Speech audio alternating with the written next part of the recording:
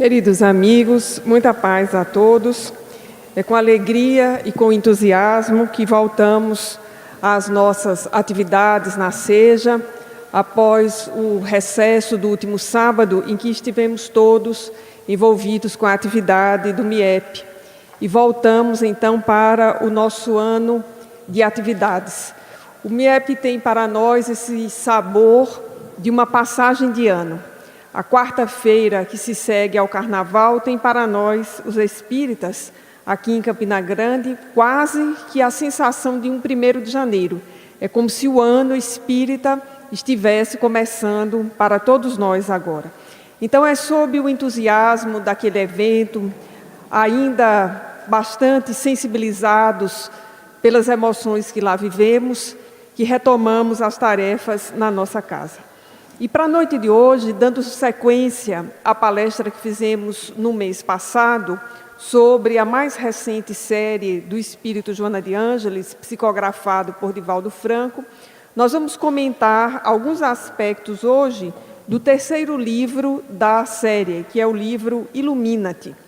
E esse livro traz no título uma chave de compreensão, um conceito bastante importante na obra do Espírito Joana de Ângeles e que se tornou muito conhecido a partir da série psicológica, mais especificamente a partir do 3º livro da série psicológica, que é o autodescobrimento. E mais recentemente, esse conceito de autodescobrimento vem surgindo nos textos de Joana com essa variação de autoiluminação. E pensando na palestra hoje, depois de ter terminado o esquema, eu fiquei me perguntando que exemplo eu teria para apresentar de modo que todos pudéssemos mergulhar no tema.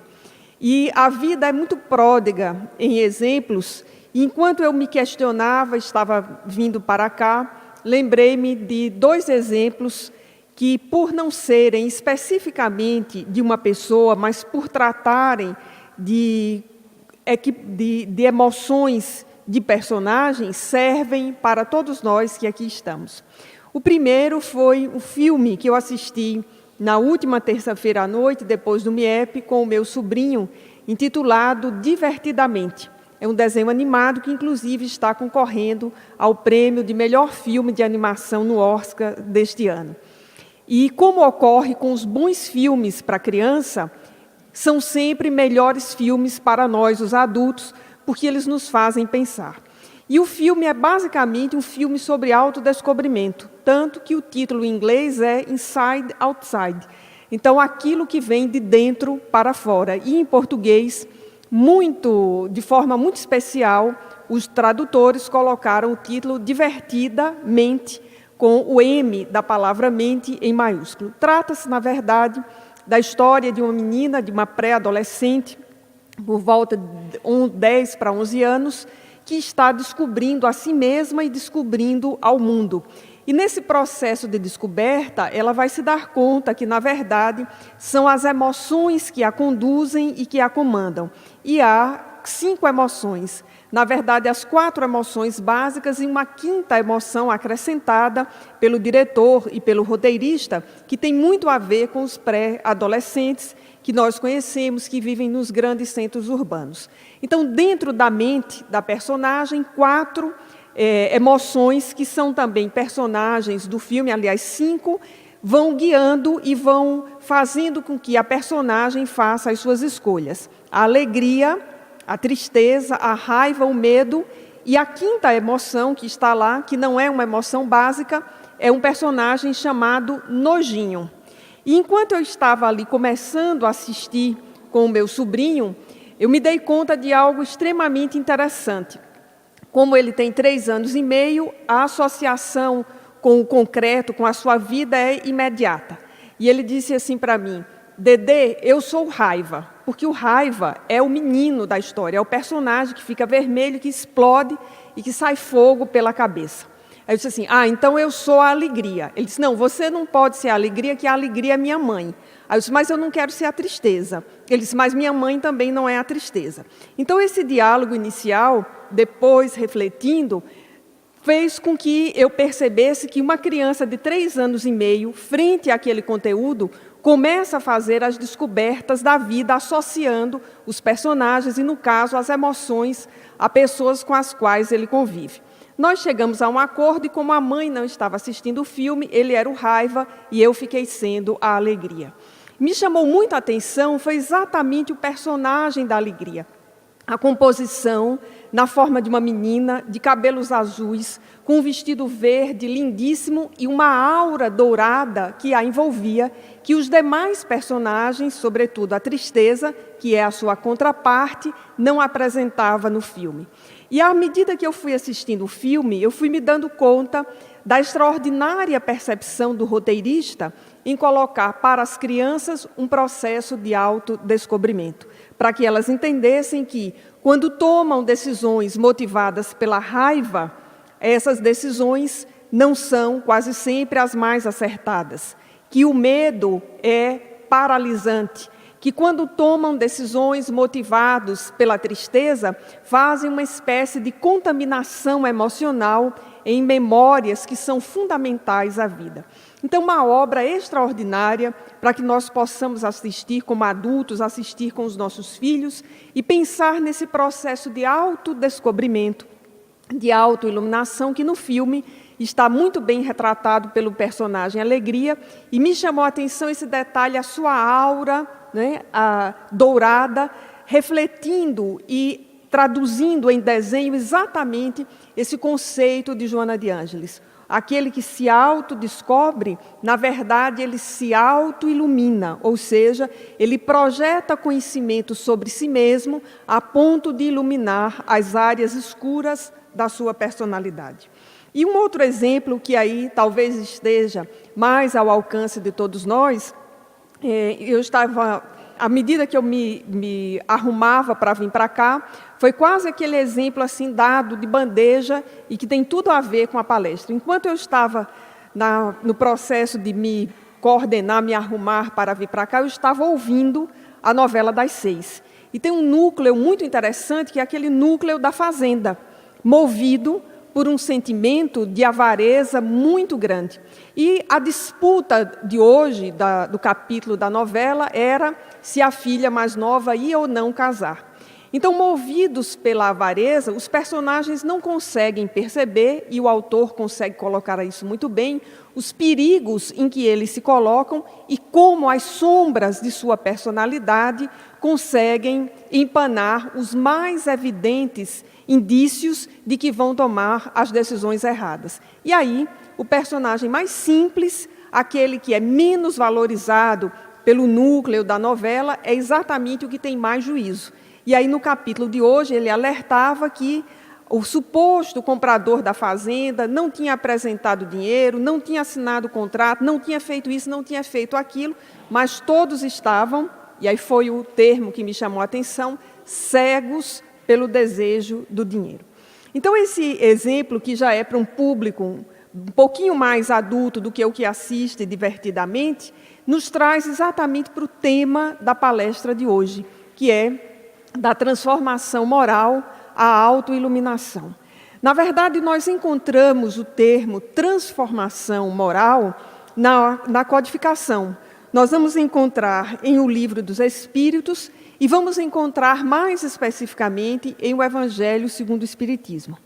Tratando dessa matéria no século XIX, que é uma matéria específica, ou, digamos assim, propriamente tratada pela psicologia, avançando em seu tempo, Allan Kardec vai, no final da terceira parte de O Livro dos Espíritos, abrir uma sessão intitulada Conhecimento de Si Mesmo, praticamente quando está terminando ali a discussão sobre as leis morais, antes de entrar nas penas e gozos futuros.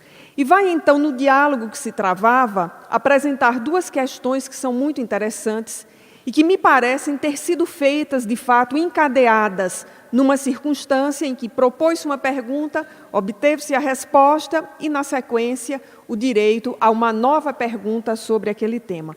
Diferentemente de várias outras partes do Livro dos Espíritos, em que as questões que se seguem não necessariamente refletem a ordem do diálogo na sessão mediúnica em que Kardec compilava o Livro dos Espíritos.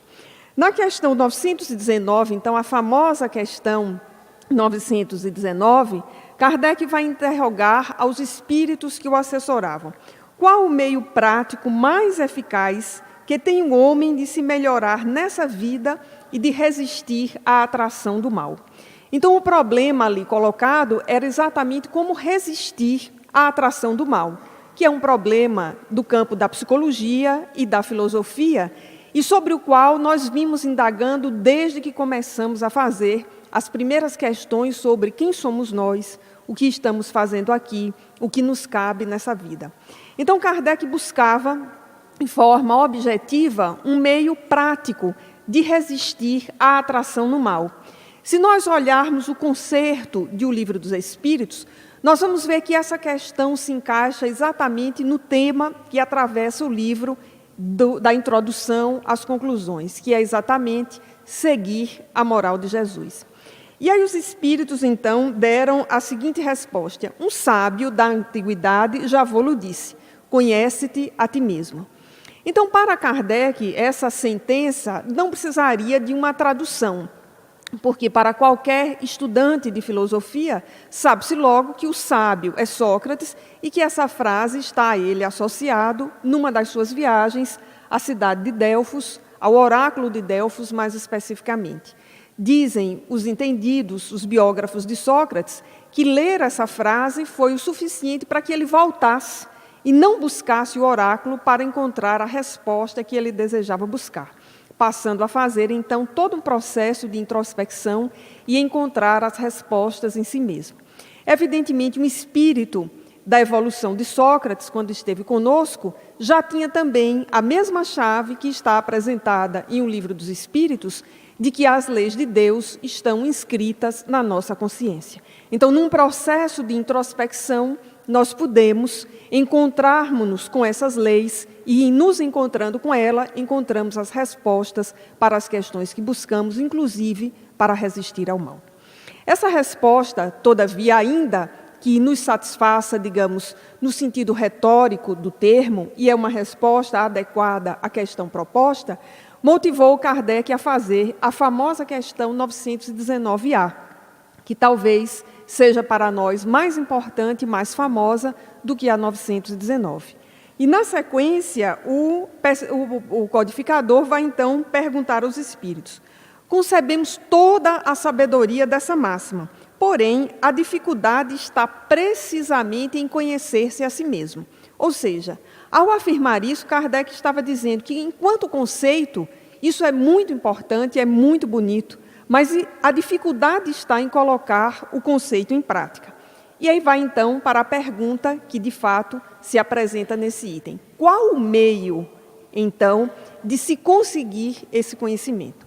E aí nós temos uma resposta impressionante, porque, primeiro, é uma resposta que sai daquilo que nós poderíamos dizer que são as respostas anônimas de O Livro dos Espíritos, para passar a ser uma resposta assinada. É uma resposta que vem assinada por Santo Agostinho. E o fato de vir assinado tem várias razões. Uma delas é o fato de ser uma biografia conhecida e ser a biografia de alguém que, de fato, fez uma transformação moral na sua última existência, alguém que, de fato, fez um processo de introspecção e passou a conhecer-se. E aí Santo Agostinho, só para começar a resposta, diz: fazei o que eu fazia enquanto vivi na terra. Ao fim do dia, indagava a minha própria consciência se havia feito mal a alguém. Perguntava a mim mesmo o que de melhor poderia fazer no dia seguinte. E aí dá uma resposta longa que ensejou, por exemplo, o item O Homem de Bem, que está no capítulo 17 de O Evangelho segundo o Espiritismo. E a essa resposta de Santo Agostinho, apresentando-nos um roteiro que se inicia por essa revisão do dia, por uma auto-interrogação de o que fizemos para nós, o que fizemos em relação ao outro, e se colocando e nos colocando nessa relação de que o processo de autoconhecimento é um processo que se dá em uma via dupla, porque ao mesmo tempo que nós precisamos nos interrogar, nós precisamos também nos olhar na nossa relação com o outro. E Allan Kardec vai, então, escrever em O Evangelho segundo o Espiritismo, o capítulo 17, Sede Perfeitos, que é um capítulo, além de bonito, nós poderíamos dizer, um capítulo de grande coragem do codificador. Ele teve tanta coragem para escrever esse capítulo que escreve vários comentários, fato que não se repete, por exemplo, em Os Trabalhadores da Última Hora, capítulo que Kardec não escreve nenhum comentário. Mas no capítulo 17, há um conjunto de textos muito bonitos que comentam a sentença de Jesus sobre amai os inimigos e sede perfeitos, como perfeito é o nosso Pai que está nos céus. A medida que Jesus nos traz é uma medida muito ampla e, para nós, inicialmente, uma medida muito difícil, porque Deus é toda a perfeição. Ou como diz o Espírito Caritas, numa síntese na sua prece, Deus que é todo poder e bondade. Então, quando nós olhamos a sentença de Jesus, ao mesmo tempo que nos sentimos estimulados e profundamente confortados, sentimos também o imenso desafio, e a razão e o bom senso nos dizem que, por mais que alcancemos a perfeição, jamais seremos perfeitos como Deus. Jesus estava nos estimulando a que alcançássemos os patamares mais altos de desenvolvimento emocional, intelectual, que nos são possíveis, mas essa perfeição, na nossa dimensão humana, ela terá um limite, porque jamais nós seremos perfeitos como perfeito é Deus, o nosso Pai. Nesse capítulo, então, é que Kardec vai escrever o texto intitulado Os Bons Espíritas.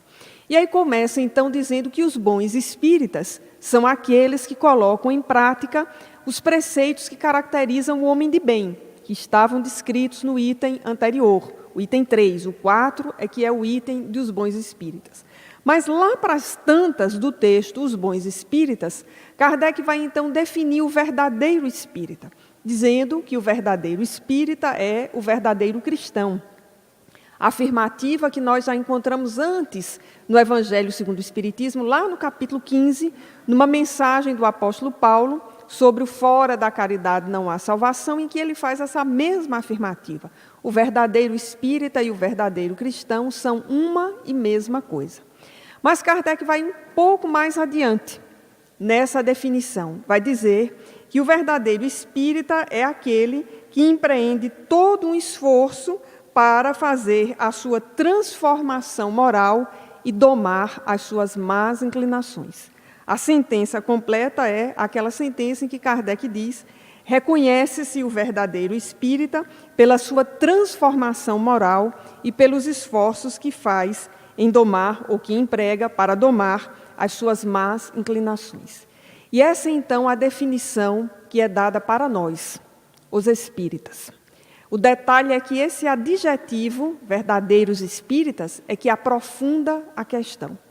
E nos traz, então, um enorme desafio, que é exatamente o desafio de nós fazermos um processo de transformação moral e domarmos as nossas más inclinações. Ou seja, o contato com o Espiritismo é um contato desafiador, transformador, educativo. Não é um mero contato social, de modo que nós pudéssemos vir à casa espírita, participar de um grupo de estudo, fazer o evangelho no lar, dizer que somos espíritas, mas não empreender um processo de transformação moral. O contato com o Espiritismo é exatamente um contato que vai nos desafiar a, nesses espaços sociais, vindo à palestra pública, engajando-nos num grupo de estudo, realizando o Evangelho no lar, nós empreendermos na nossa vida um processo de transformação moral e um processo constante em que nós vamos domar as nossas más inclinações. Então, com muita lucidez, Kardec apresentava o horizonte tal qual ele é. Nós não somos espíritos superiores. Os espíritas somos aqueles que estamos nesse processo de transformação moral.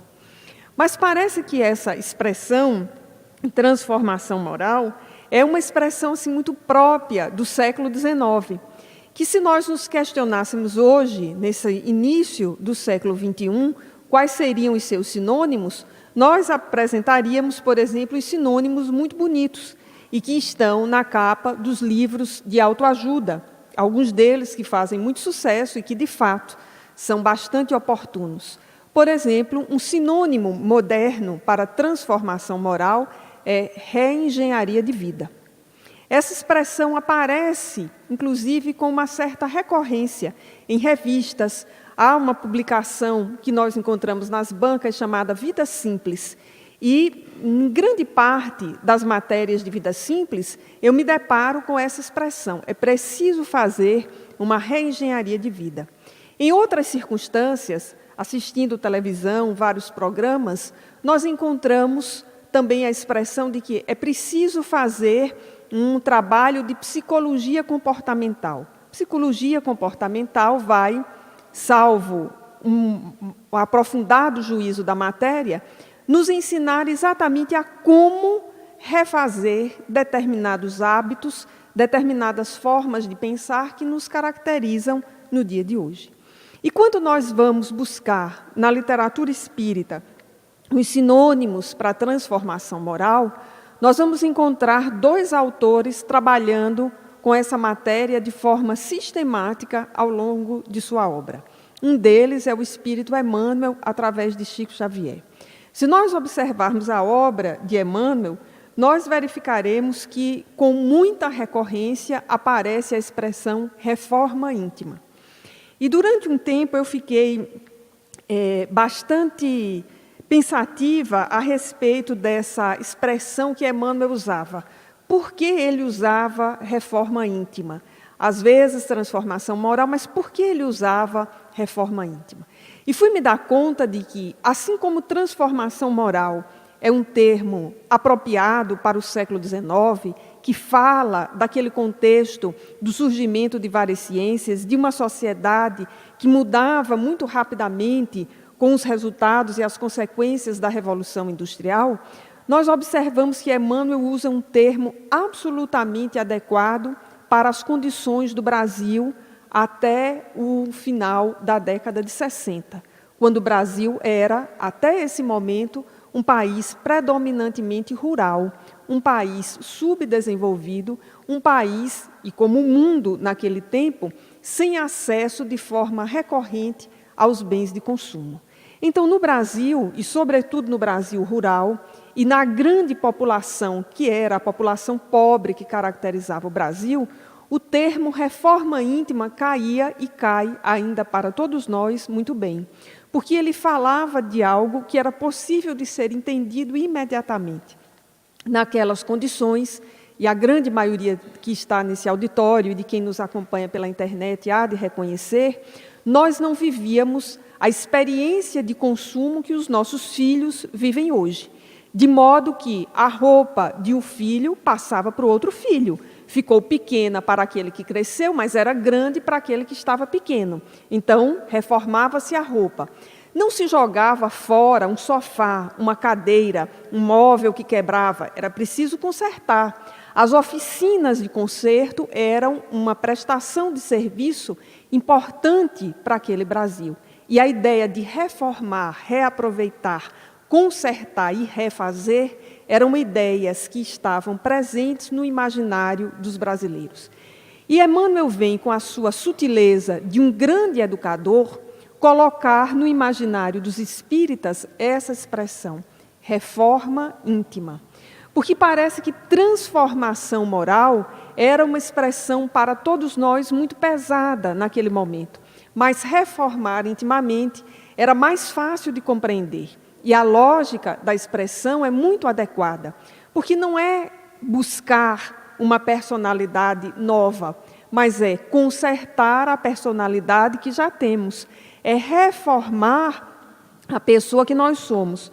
Por isso, nesse texto que lemos na abertura da palestra, buscamos a compreensão de Emmanuel nesse campo da reforma íntima, a partir de um comentário absolutamente inteligente sobre uma sentença do Evangelho de João.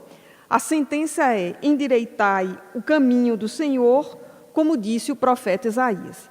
Na verdade, o que Emmanuel vai comentar nesse texto é o início: endireitai o caminho. E ele faz, então, toda uma análise sobre essa sentença que é imperativa e que é impositiva. E vai nos dizer que todos nós desejamos a convivência com Jesus, porém, poucos são aqueles que fazem o esforço de endireitarem os próprios caminhos, de fazerem, então, a sua reforma íntima, de empreenderem a sua transformação moral.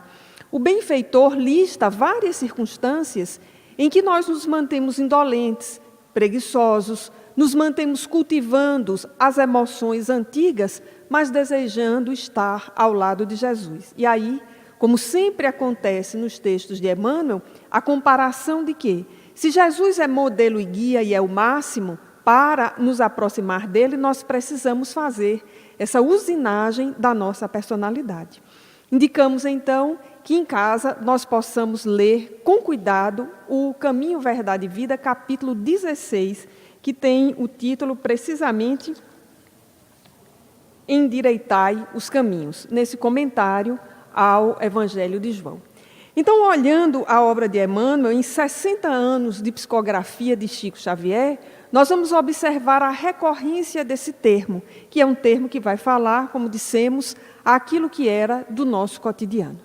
E aí o movimento espírita, no ano de 1989, e mais especificamente na década de 90 do século XX, vai ser sacudido pela série psicológica de Joana de Ângeles. Essa série causou um impacto muito grande, porque colocou o espiritismo numa fronteira para a qual nós não tínhamos, digamos, oficialmente ainda avançado. Tínhamos avançado pelos caminhos da filosofia, da sociologia. A obra de Emmanuel avançou bastante nesse sentido, mas especificamente ou diretamente ou desveladamente, não ainda pelos caminhos da psicologia. E o espírito Joana de Ângeles, através de Divaldo Franco, começa a escrever a famosa série psicológica, que tem 16 livros. E o terceiro livro chama-se Autodescobrimento. É um livro absolutamente importante para nos trazer o mesmo conceito lá das questões 919 e 919A de O Livro dos Espíritos. Aquilo que tinha sido apresentado como um conhecimento de si mesmo, que apontava para a necessidade de uma transformação moral, Joana de Ângeles passa a apresentar com essa nova palavra, autodescobrimento, que significava exatamente o processo de olharmos para dentro de nós e nos descobrirmos. E com isso, a obra já apresenta uma denúncia, que era a denúncia de que nós, no final do século XX, conhecíamos muitas coisas, havíamos, enquanto humanidade, avançado enormemente no campo das ciências, mas enquanto pessoas, enquanto individualidades, enquanto sujeitos, enquanto espíritos em processo evolutivo, nós não havíamos avançado tanto, porque nós não havíamos nos descoberto. Em vários livros de Joana, e se não me falha a memória, em Momentos de Consciência, no prefácio ela diz que o homem, ao final do século XX, no início desse século, havia avançado em conhecimento que o projetava para conhecer o macrocosmos, as múltiplas sondas que viajam pela Via Láctea, a ida do homem à Lua, que é um feito extraordinário, da mesma forma que nós conhecíamos o microcosmos, na sequência de todo o trabalho feito pelos pesquisadores a partir de Pasteur, descobrindo as bactérias, os vírus, as camadas subatômicas. Então, nós estávamos no meio de um processo que, de um lado, apontava para fora, para o macro, de outro lado, apontava para o micro, mas essa sonda não havia sido aprofundada de forma que se voltasse para o centro e que se verticalizasse, nos levando, de fato, a nos conhecermos. E aí, na tese que aparece em toda a série psicológica, nós precisamos nos conhecer tendo como modelo e guia Jesus. Então, nessa terceira obra, Autodesconhecimento, Joana de Ângeles vai pela primeira vez apresentar esse tema, demonstrando que o autodescobrimento é inadiável no processo evolutivo, seja para nos mostrar os desequilíbrios em que ainda estamos e corrigir o rumo, ou seja, para mostrar as potencialidades que nós já temos e desvelar essas potencialidades, conforme ela diz no prefácio daquela obra. Lembro bem que nessa etapa, esse livro foi um livro muito comentado, estimulou muitos espíritas a estudarem psicologia, na verdade, para encontrar nas ciências da psicologia aquilo que Joana de Ângeles diz na série psicológica. Jesus é o grande psicoterapeuta. E nesse processo de nos ensinar como saber quem somos, de nos autodescobrirmos, a mentora nos leva de volta às perguntas que nos moveram ao longo da história da humanidade. Quem de fato eu sou e o que estou fazendo aqui? Porque nós estamos, a cada reencarnação, imersos num caldo cultural. O esquecimento do passado é uma bênção extraordinária que nos permite recomeçar. E quando nós recomeçamos, mergulhados nesse caldo cultural, ainda imaturos, nós nos deixamos nos levar, muitas vezes e por muito tempo, e em muitas reencarnações, mas na presente encarnação, às vezes, por muitas décadas, e há muita gente que atravessa a reencarnação sem se conhecer, porque está imerso num caldo cultural. De fato, de que é que nós gostamos? Porque no processo existencial, fazendo os vários percursos, nós somos, num primeiro momento, um pouco, não no todo, mas um pouco, o resultado da família em que nós nascemos. Evidentemente, nós temos uma personalidade, nós temos conhecimentos que vêm de outras vidas, nós temos inclinações, mas o processo reencarnatório ele é muito forte e é importante que ele seja assim. Então, num primeiro momento, nós somos um pouco a expressão da nossa família. E o que pensa a nossa família? E o que faz? Quais são os seus princípios? Quais são os seus fundamentos? Numa outra fase da nossa vida, nós somos um pouco a expressão do grupo com o qual nós nos vinculamos. E o que pensa esse grupo e o que faz? E há grupos absolutamente perigosos na sociedade. Até porque, na massa, na multidão, a individualidade é coisa que não existe. Então, na massa e na multidão, a tendência é seguir o grupo, é o chamado comportamento de gafanhoto. Tanto é que, se observarem, se vocês voltarem a todas as reportagens que passam na sequência do carnaval, vocês vão observar algo recorrente.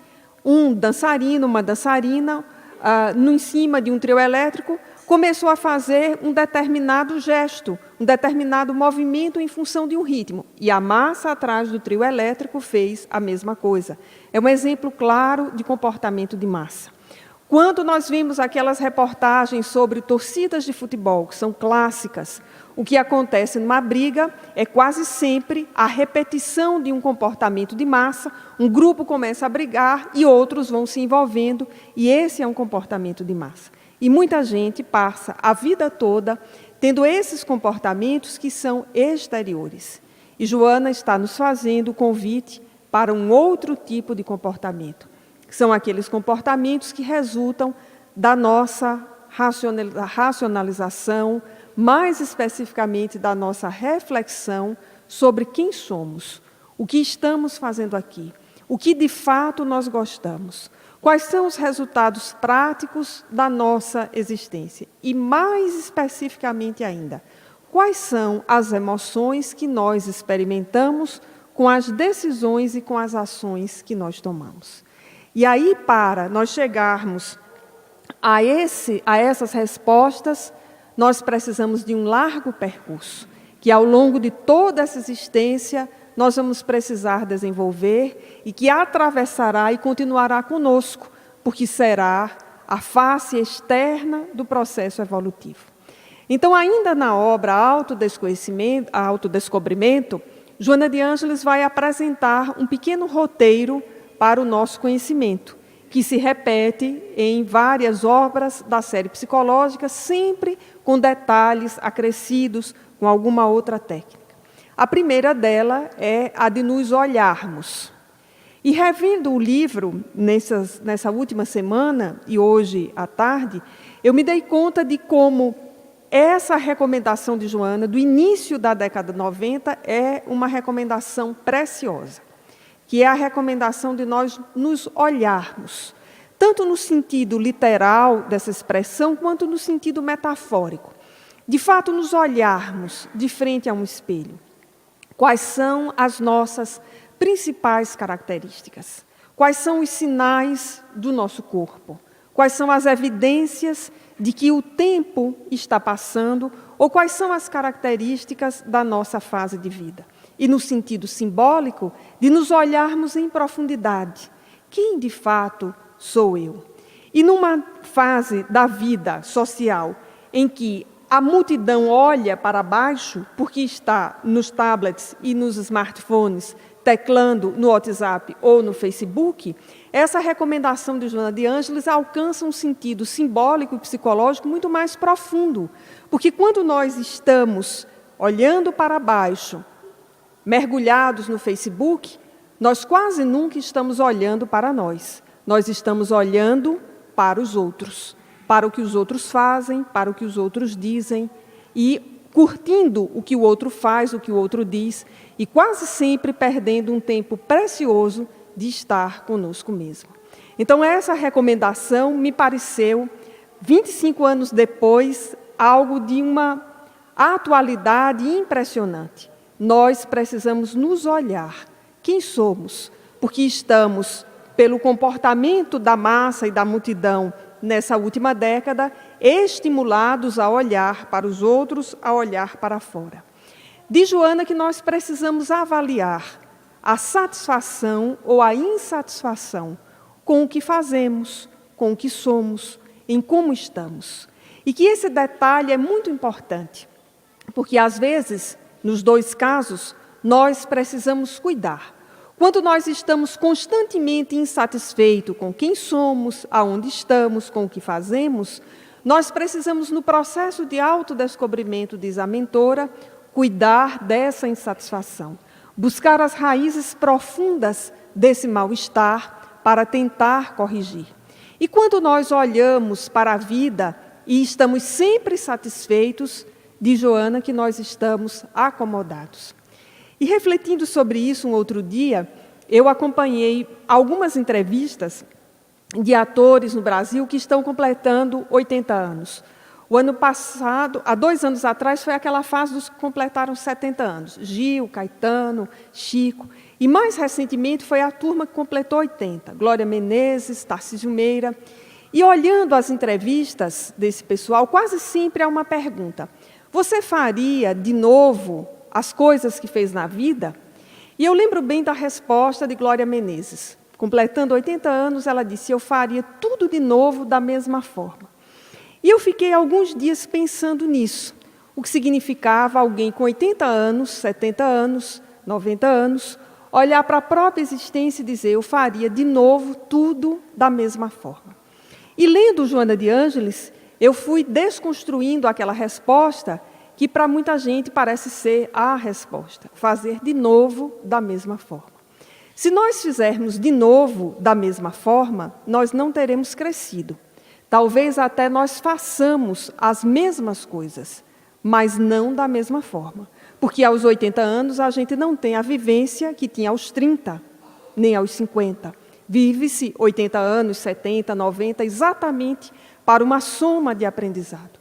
E aí, revendo o tema essa semana, eu me lembrei dessa entrevista e fiquei pensando que, à luz de um processo de autodescobrimento, a resposta seria, talvez, se a vida me pedisse, eu fizesse as mesmas coisas, mas não do mesmo jeito, ou não na mesma ordem, acrescentando exatamente ao fazer o novo modo de aprendizagem. E é isso o processo de reencarnação.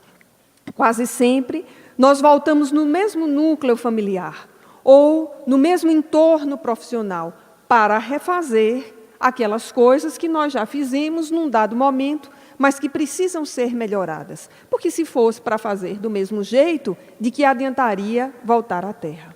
Então, com todo respeito à Glória Menezes, a resposta dela nos serve como um ponto para reflexão no nosso processo de autodescobrimento e de autoiluminação. Se a vida nos chamar novamente para fazer as mesmas coisas, será que nós faremos do mesmo jeito? Ou é prudente que, em refletindo sobre a vida, em as circunstâncias aparecendo, nós as façamos do mesmo modo? Porque se a resposta é boa para decisões acertadas, essa é uma resposta ruim para decisões que foram erradas. Ora, decisões erradas tomadas lá atrás precisam agora, com um novo momento de reflexão, serem tomadas de outra forma. Então, Joana nos diz que nós precisamos nos olhar, precisamos avaliar a nossa satisfação ou a nossa insatisfação, o que significa nos desacomodar. E é muito ruim ficar desacomodado. Na sequência, nós precisamos ter um desejo, diz a mentora, sincero de mudança. Não basta ter um desejo de mudança, mas esse desejo precisa ser sincero. Precisa encontrar, de fato, eco em nossa existência, porque senão, somente nos olhar, somente constatar que estamos satisfeitos, acomodados ou que estamos insatisfeitos, não vai alterar o panorama, porque nós permanecemos na constatação. Depois, nós precisamos persistir na ideia de que vamos mudar. E a persistência é uma persistência diária, porque nós precisamos reencetar esse processo praticamente dia a dia. E há dias em que, de fato, dá um cansaço enorme prosseguir.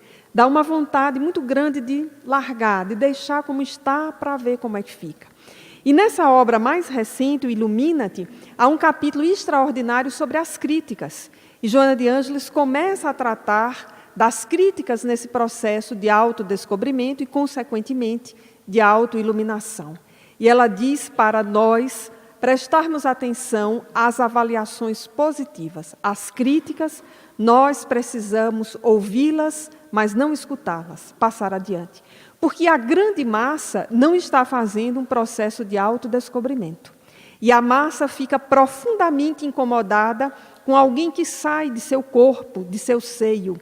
Os que estão acomodados ficam profundamente incomodados com os ativos, com aqueles que empreendem um processo de transformação. Então, a persistência inclui também nós termos uma resistência para ouvir as críticas, que chegam, por vezes, naquele ponto da nossa personalidade que nos fere, porque quase sempre, diz Joana de Ângeles, são críticas que parecem infundadas, mas que são maquiadas de algum fundamento. Então, elas chegam e é como se elas nos ferissem. E como verdadeiros espíritas, então, domar as más inclinações.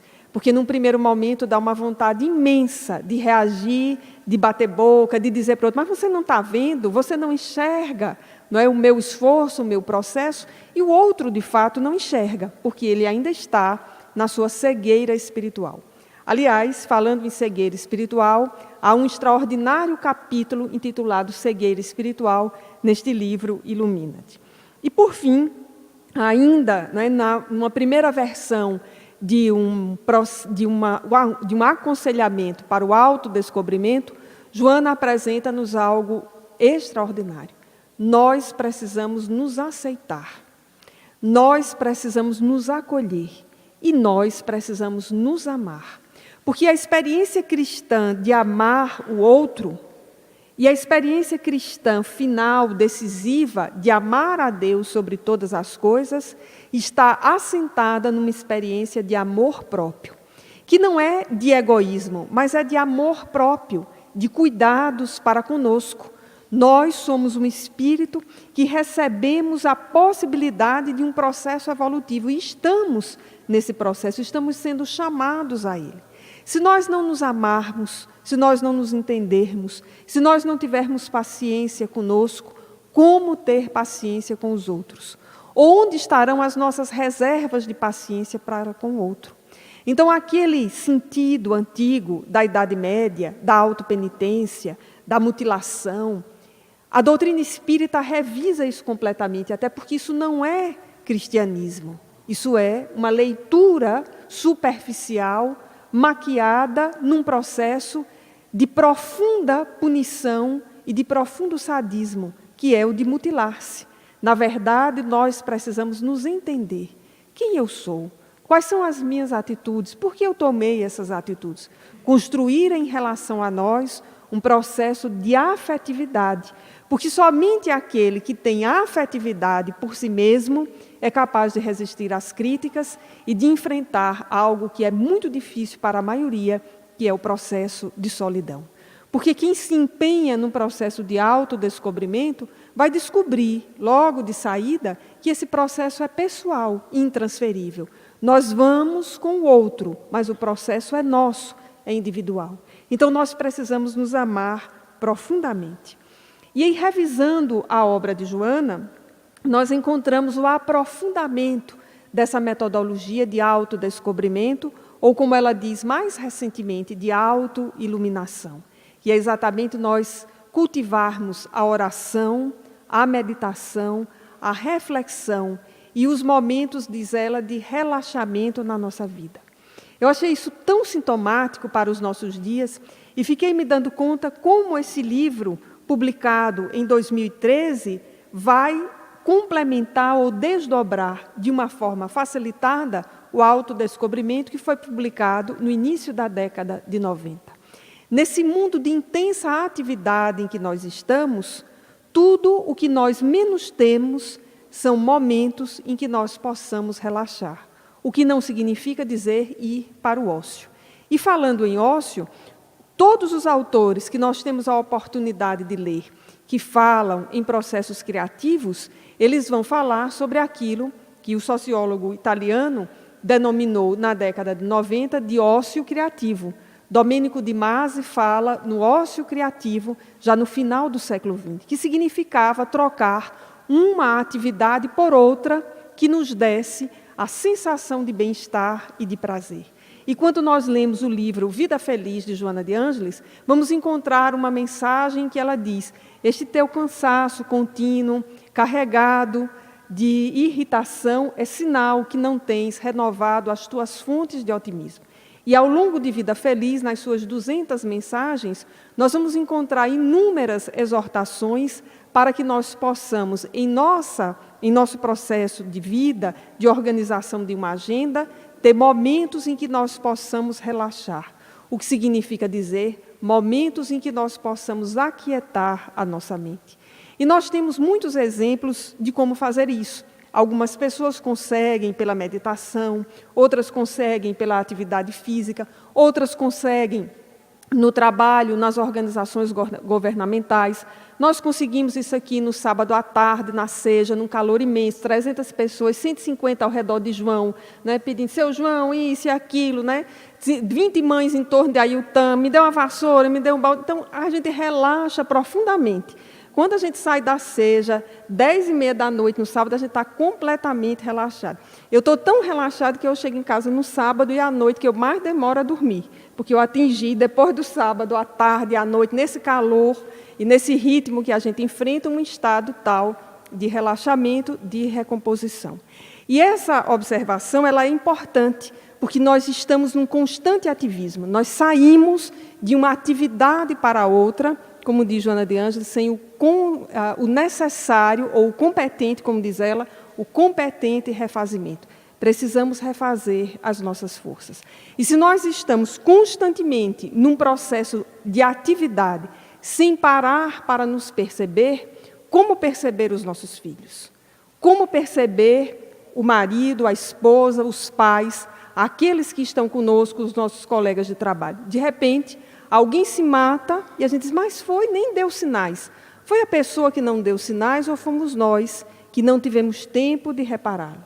Às vezes nós vemos no atendimento fraterno, ou mesmo trabalhando com crianças e com adolescentes, as queixas dos pais, mas esse menino não dava sinais. O problema não é que o menino não dava sinais, é que todos nós, inclusive o menino, numa atividade intensa, sem termos tempo para estarmos conosco mesmo, e estarmos em casa, e estarmos centrados em quem somos, nós não conseguimos ver os sinais que a vida nos apresenta, das modificações que estão sinalizadas.